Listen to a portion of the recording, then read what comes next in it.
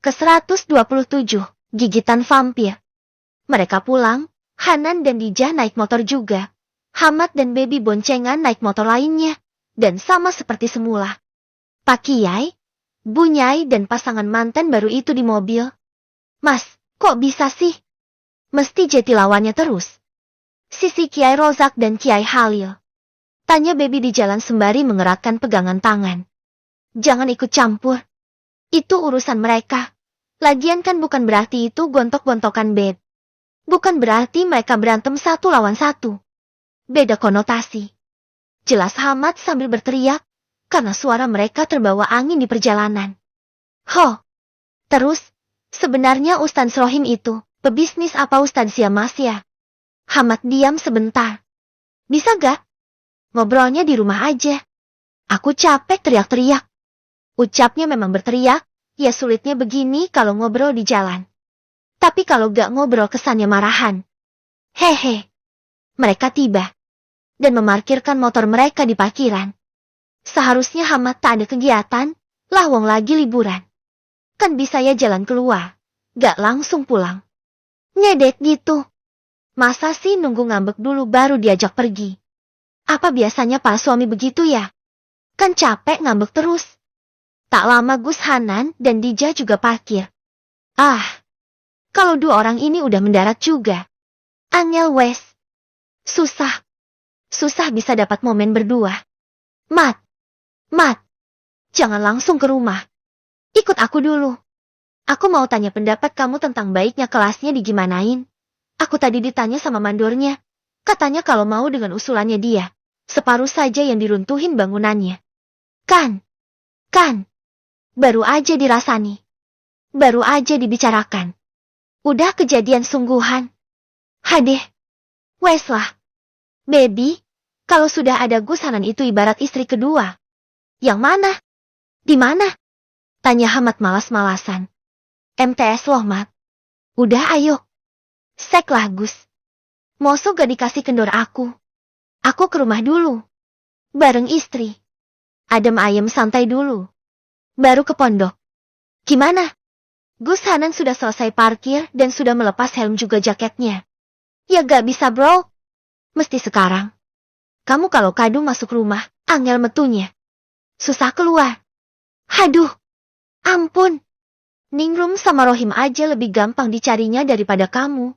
Dan mereka manten barunya. Kamu kok ngalah-ngalahin manten baru sih? Protes Gus Hanan mendekati mereka kini. Dijah ya nurut aja. Jalan di belakang suaminya. Baby langsung gercep. Ia berpindah di depan Hamad. Dengan gesture ini seperti ia sedang melindungi suaminya dari Gus Hanan. Gus. Mbok ya pengertian gitu loh. Masa suami orang diambil terus? Kan ini lagi liburan. Masa disuruh absen terus? Protes Baby pasang badan. Haf. Gak usah ikut-ikutan deh Beb. Keluh Gus Hanan.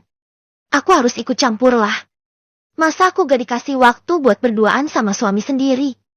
Gus Hanaan terus. Heran. Udah punya istri juga. Omel Baby kini nyeplos.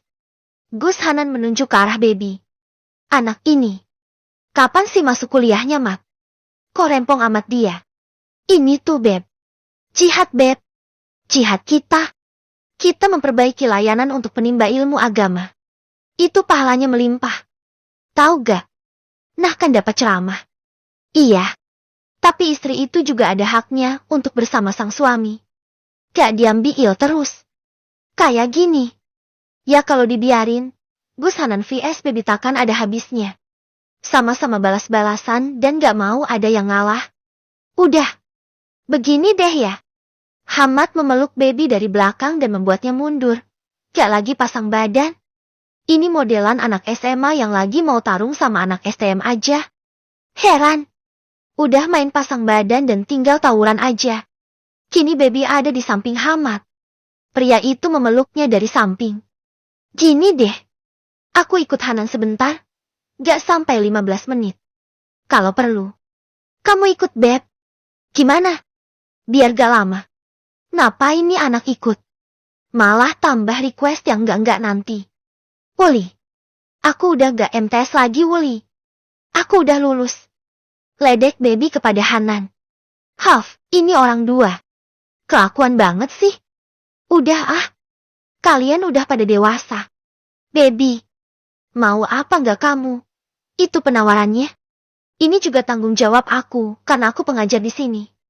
Karena Hamad yang balas, Baby terpaksa nurut dan mengangguk. Iya deh. Mereka berjalan bersama menuju pondok.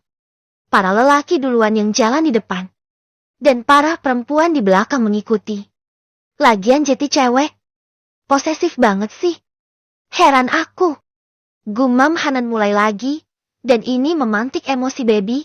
Hampir dia mau balas. Untung ditahan Dijah. Udah. Mas. Udah napa? Udah syukur Baby mau baik minjemin Ustaz Hamad. Ya kan Beb ya? Baik banget kamu Beb. Dasaran orang baik emang gini. Masya Allah. Puji Dijah sembari memeluk Baby dari samping. Gus Hanan misu-misu karena Baby. Juga Baby karena Gus Hanan. Hanya Dijah dan Hamad yang baca istighfar dari tadi. Kenapa dua orang ini, Baby dan Gus Hanan, setipe banget sih? Pantas gak jodoh. Karena bisa tempur sepanjang hari yang ada. Mereka datang ke gedung MTS. Baby dan Dijah duduk di pinggiran. Karena ada kursi untuk nunggu. Sementara dua pria itu masuk dan bicara.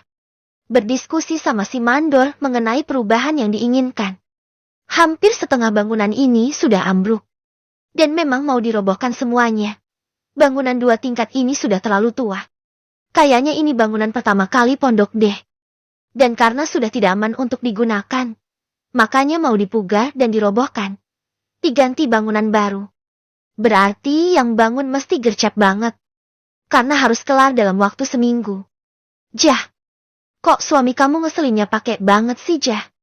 Sumpah. Mesti deh. Di momen aku mau berduaan sama Mas Hamad ada dia. Kayak lagu aja. Me and you and me. Andy your friend Steve. Dududududu, your friend Steve. Nah ini Hanan. Dudududut. Your friend Hanan. Jadinya udah kayak lalat aja tuh orang. Selalu ada di saat kami bersama. Keluh Baby kesal.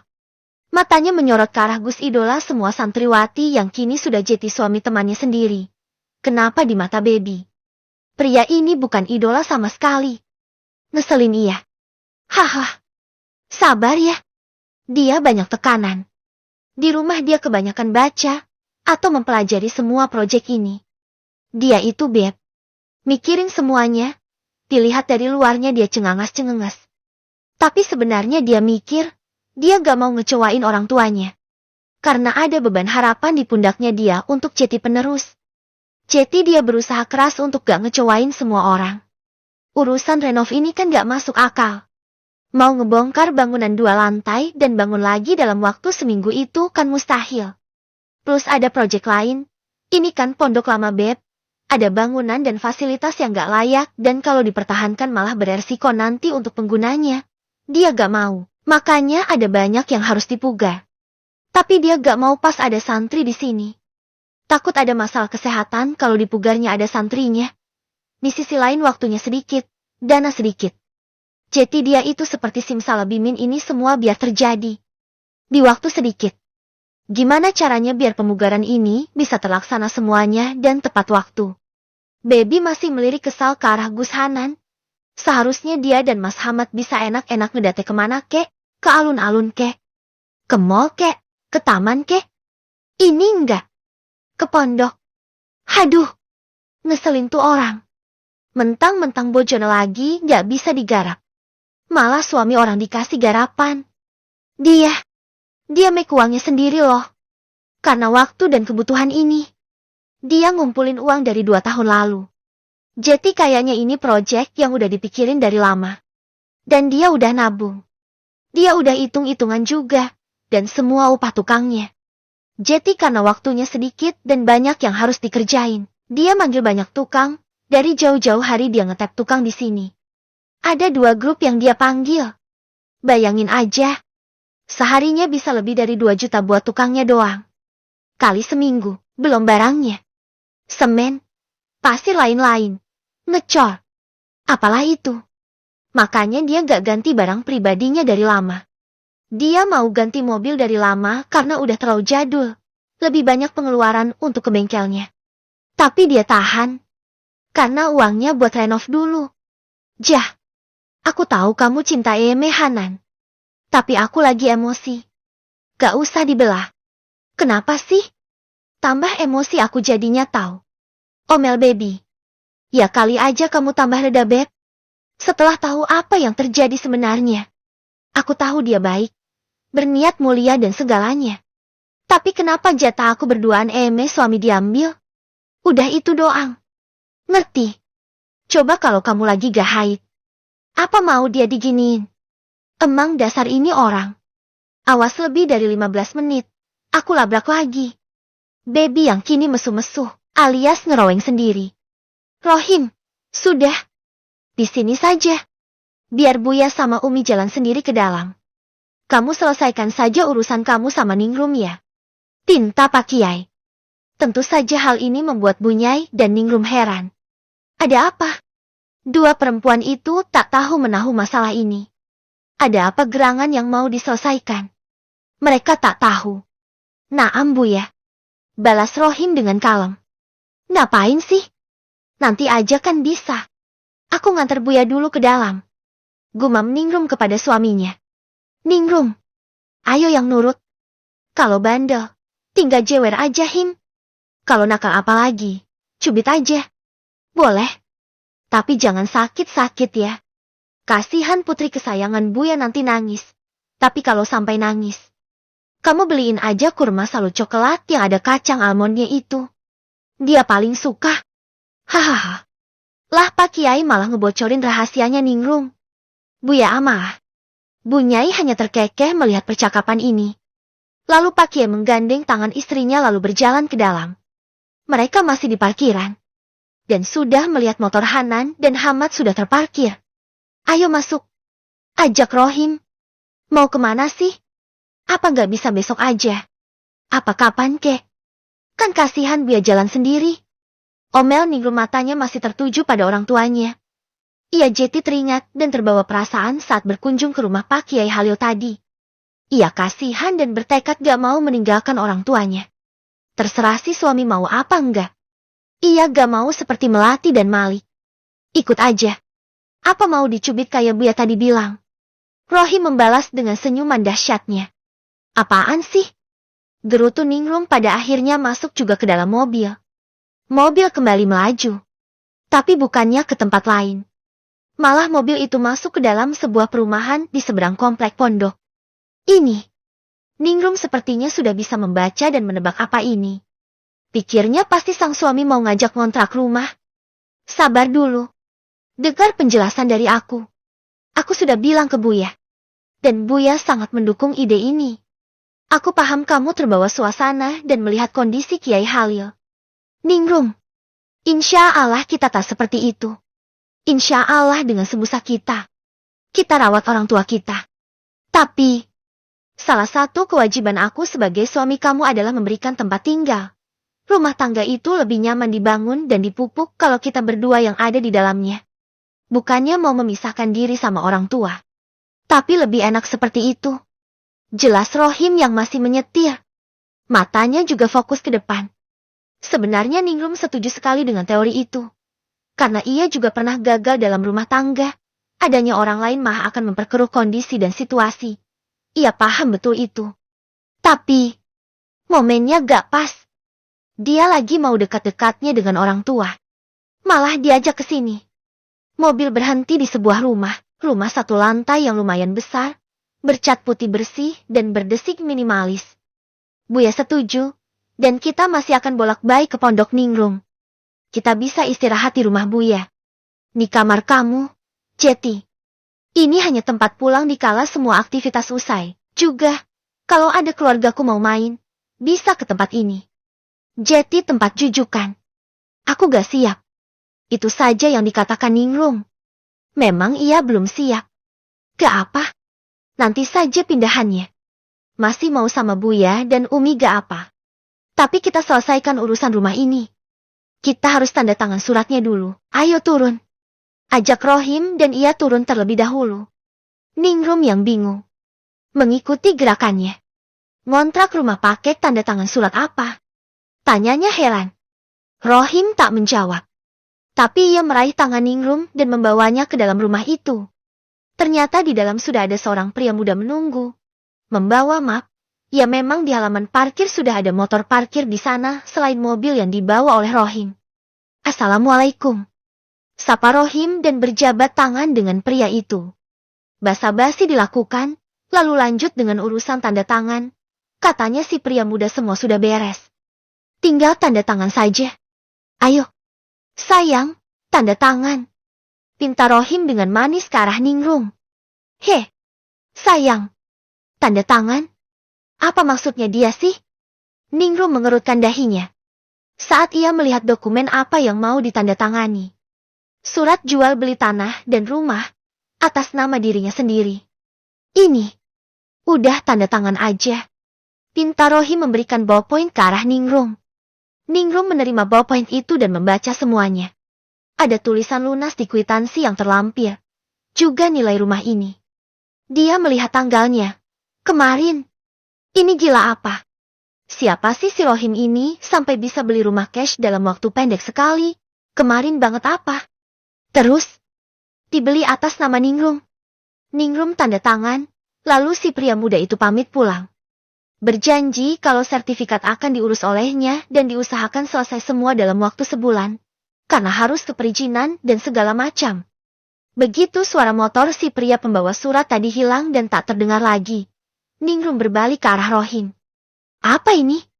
Ningrum menatap lurus ke arah pria yang kini jadi suaminya itu. Rumah. Hadiah buat kamu. Juga syukur aku. Karena bisa menikah sama kamu. Ayo. Kita lihat-lihat. Ini semua sudah di-furnish dan disesuaikan sama aku. Sebelum aku beli aku request memang. Dan dengan sigap si Mas tadi menyelesaikannya. Ada 2 kamar. Sini. Rohim menarik tangan Ningrum dan mengajaknya ke kamar terdekat. Ini kamar tamu. Nanti kalau kamu hamil ada anak. Kita buat kamar lagi di belakang. Halamannya masih luas. Rencana aku mau buat 2 kamar atau 3 kamar di sana. Buat anak-anak kita. Baru Ningrum mau protes, tapi Rohim sudah mengajaknya ke tempat lain. Ke dapur, ke kamar mandi, ke ruang tamu, lalu ke dalam kamar utama. Yep. Ini kamar kita. Luaskan. Ada lemari besar untuk menggantung semua gamis kamu. Bisa dibilang ini seperti walk-in closet. Di sini ada pintu ke kamar mandi kita. Rohim menunjukkan adanya pintu di dalam lemari. Apa-apaan ini? Dan saat dibuka. Beneran dong. Isinya kamar mandi. Kamar mandi kecil yang isinya hanya keran hanging shower, toilet duduk, dan 1 kabinet kecil di samping pintu. Jadi, walau ada tamu, kita nggak akan malu mau ke kamar mandi. Kamu juga bisa ambil baju dari sini. Kan posisinya ketutup sama lemarinya yang ketutup. Ya kan? Jadi rahasia-rahasiaan bisa. Kalau ada anak bayi nanti. Dan tidur di kamar kita. Kita bisa di lemari ini juga. Muat kok untuk 2 orang. Ucap Rohim dengan senyum mengembang. Apa sih? Keluh Ningrum sok gak paham. Padahal dia paham betul ini lagi bahas apa. Dia juga pernah berumah tangga kan? Lagi, Rohim menggandeng tangan Ningrum menuju kamar utama. Di dekat kasur. Gak mau ngetes kasurnya. Empuk apa enggak? Aku sengaja nyari yang semi keras. Biar gak sakit punggung. Aku harus pakai kasur model begitu soalnya. Ucap Rohim. Tapi Ningrum tak merespon. Ia hanya memandanginya semi sinis. Ia tak suka dengan semua kejutan ini. Ia bersyukur sudah ada rumah. Tapi, ia tak mau meninggalkan Umi dan buyanya. Tak mendapat respon dari Ningrum. Wajah Rohim kini berubah ekspresi. Dan perubahan itu sangat nyata juga disadari oleh Ningrum. Apa dia sakit hati? Tapi dugaan itu kandas sudah, saat Rohim mendorongnya ke arah kasur dan menyerang bibirnya dengan cepat. Dalam dan penuh gelora. Sudah buyar semua pemikiran Ningrum karena semua gerakan Rohim. Kalau di sana, mana bisa aku begini? Sayang, gumamnya pelan, dan ia kini menyibak kerudung Ningrum. Menciumi leher istrinya itu. Tak ada perlawanan. Dan semua protes itu kok buyar dengan sendirinya. Bibir itu masih ada di leher Ningrum. Mencium, menyesap dan sesekali menggigit. Tentu rasanya nikmat. Dan ia menikmatinya. Sampai Rohim menggigitnya lebih dalam. Dan menyesapnya. Ningrum menepuk punggung pria itu dari belakang. Menyuruhnya berhenti. Kamu vampir apa ya? Omelnya. Rohim bangkit dan mengagumi gigitan di leher istrinya. Ia tersenyum besar. Vampir yang butuh kasih sayang?